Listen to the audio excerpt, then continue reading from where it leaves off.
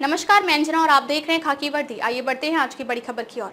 ADG सुशील खोपड़े साहब अब जल्द ही केंद्र प्रतिनियुक्ति पद देंगे अपनी सेवा। बिहार के कई महत्वपूर्ण पदों पर सेवा देते रहे आईपीएस सुशील खोपड़े कभी विवादों में नहीं रहे। भागलपुर आईजी के पद पर रहते हुए आने वाली पीड़ित व्यक्तियों की बातों को पूरा सुनते थे।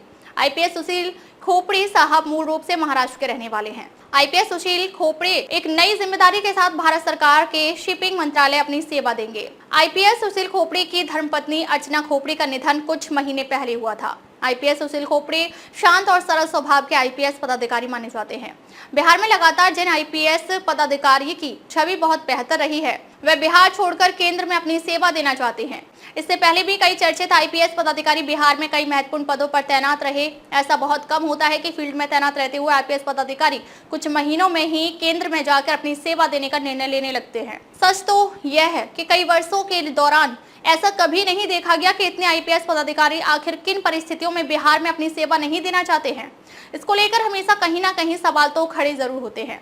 आईपीएस सुशील खोपड़े साहब जब भागलपुर आईजी हुआ करते थे तो आईपीएस अधिकारी में यह बड़े शांत स्वभाव के व्यक्ति माने जाते हैं। आईजी के पद पर रहते हुए आम और पीड़ित लोगों की बातों को यह सुनते थे। बिहार में उनकी बेहतर छवि मानी गई है। इनका दूर दूर तक कहीं कोई विवादों से नाता नहीं रहा है। अब जल्द ही यह केंद्र में अपनी सेवा देंगे। सही और सच्ची खबर जाननी है तो आप हमारे चैनल पर बने रहिए। एसआरए प्रकल्प के लोगों का आरोप विधायक अलवानी लगा रहे हैं डेवलपमेंट में अड़ंगा। सैकड़ों लोगों का एसआरए ऑफिस में फूटा गुस्सा, लगाए विधायक के खिलाफ नारे। मुंबई के विलेपार्ले के भूखंड क्रमांक 187 को विकास के लिए श्री गुरु कृपा एसआरए को आप हाया सोसाइटी को 4 मई 2022 को मंजूर किया। इस पर 24 नवंबर को भी एसआरए से विकास का ऑर्डर लिया गया, जिस पर एलओआई और आईओए की शर्त के अनुसार विकासक messrs Sateri builders and developers ने 90 झोंपड़ों को विकास के लिए तोड़ दिया और उसने एसआरए प्राधिकरण परिपत्रक 210 के अनुसार 2022 से लेकर 2026 तक झोपड़ा धारकों को भाड़ा दिया और आगे का 2026 से 2027 का भाड़ा भी जमा कर दिया। उच्च न्यायालय ने भी इसी बिल्डर और संस्था को डेवलप का आदेश दिया।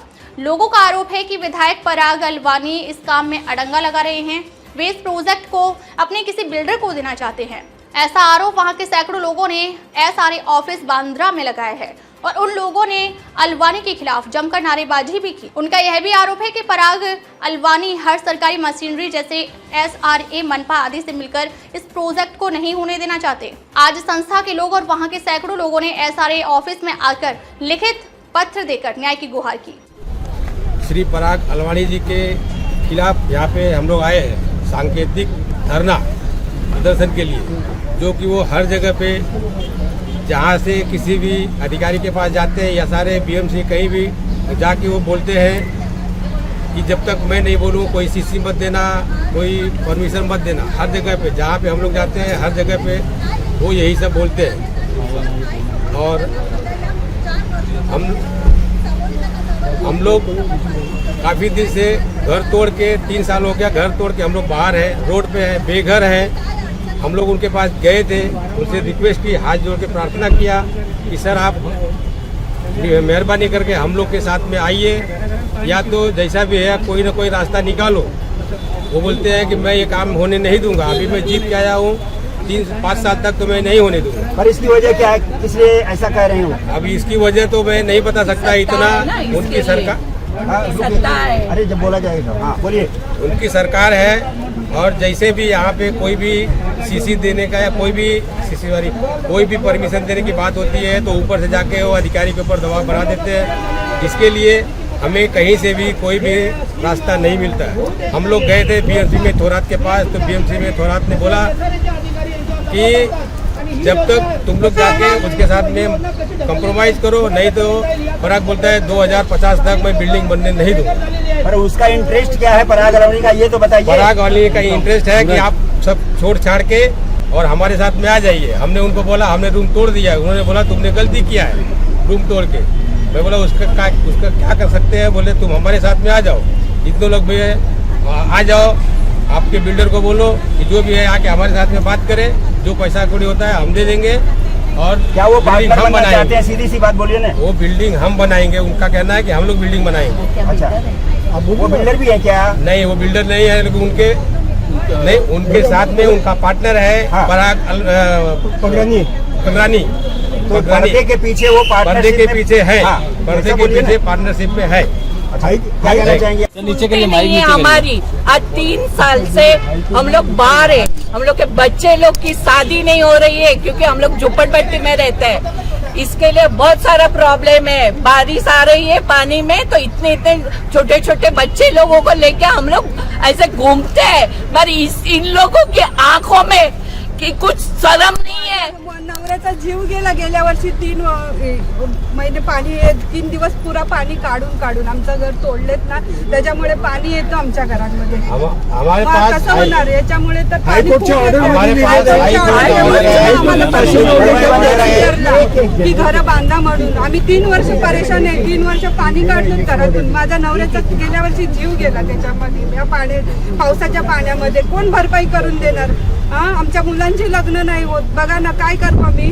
असेच उघड्यावर पडून पाणी येते, आमची अर्धी घरं तोडून आहेत, किती परेशानी होते आम्हाला। ठीक बोलना है। केस में हम जीते और कोर्ट ने इसमें लिखा हुआ है, हाई कोर्ट के जज ने स्पेशल लिखा हुआ है ये प्रॉक्सी है करके, ये प्रॉक्सी है, ये पगरानी से एसोसिएट है, ये इनका नाम लिखा हुआ है। हम लोग इनके पास गए, हाथ जोड़ा, विनती की, फिर भी ये मानने को तैयार नहीं है। सुप्रीम कोर्ट में गए, सुप्रीम कोर्ट से भी हम जीते। सब होने के बाद में भी ये अपने राजनीतिक दबाव की वजह से हमारा होने नहीं दे रहे, अधिकारियों पर दबाव डाल रहे हैं और किसी भी हाल में हम बनने नहीं देंगे ऐसे कह रहे हैं। हम बीएमसी में गए थे, प्रकल्प अधिकारी सचिन थोरात, तो उन्होंने सचिन थोरात ने कहा कि 2050 तक होने नहीं देंगे और आपको उनसे जाके कॉम्प्रोमाइज करो। दुनिया में सिर्फ आप एक ही प्रोजेक्ट बचा है क्या? आप इसको छोड़ो और उनसे अपना लेना देना जो भी लेकर हट जाओ और उनको बनाने दो। बिल्डर को ये धमकी दे रहे हैं, स्पेशली बिल्डर को धमकी दे रहे हैं। किस लिए, किस सिचुएशन आप यहाँ क्यों आए हैं? हमारा बिल्डिंग वो हमारा ही चालू है ना बिल्डिंग का, उसमें वो सीसी वाली दे नहीं रही है। हमारा परागढ़ वाले बीच बीच में अटकल कर रहे हैं, बिल्डिंग बनने नहीं दे रहे। हमारा बिल्डर तो बहुत मेहनत कर रहा है। 3 साल से हम लोग बेघर है, एंटी की पाई है, उसकी भी कहा जाऊँ, मुझे कहा जाऊँ, ये भी नहीं बांधा है हमारा। ये आप लोग को इंसाफ चाहिए, हम लोग को मिल बिल्डिंग बनना चाहिए। 3 साल से भटक रही हूँ, एंटी की पाई है, उसके लेके मैं कहाँ जाऊँ? कौन देख लेगा? मेरी मम्मी पापा कोई नहीं है, लोगों पर दया करो। हाथों में हथकड़ी और मुंह पर नकाब लगाई क्राइम ब्रांच यूनिट 2 की टीम ने जिस शख्स को गिरफ्तार किया है उस शख्स का नाम निरंजन उर्फ राजू उर्फ अक्षय विजय शुक्ला है। ये कोई मामूली अपराधी नहीं है। इस शातिर आरोपी ने सन 2008 से जब वालीब का नायकपाड़ा मानिकपुर पुलिस स्टेशन अंतर्गत आता था, तब इस आरोपी ने अपने दोस्त मनोज राजबिहारी शाह को अपने जूते की लेस से गला घोंटकर व उसका सिर दीवार में पटक कर उसकी हत्या कर दी थी। यही नहीं, सन 2002 में इस आरोपी ने पश्चिम बंगाल के हल्दिया में अपनी सौतेली मावा 3 भाइयों को भी जूते की लेस से गला दबाकर उनकी हत्या कर दी थी तथा यह शख्स नाम बदल कर अलग अलग जगह रहता था। परंतु पिता के मरने के बाद उनकी जायदाद पाने की लालसा से अक्षय शुक्ला बिहार पाने गांव पहुंच गया, जहां उसने वोटर लिस्ट में अपना नाम चढ़वाया और इसी के आधार पर तकनीकी जानकारी व मुखबिरों द्वारा प्राप्त सूचना के आधार क्राइम ब्रांच 2 के पुलिस निरीक्षक समीर अहिराव व उनकी टीम ने उसे घटना के 17 साल बाद गिरफ्तार कर लिया।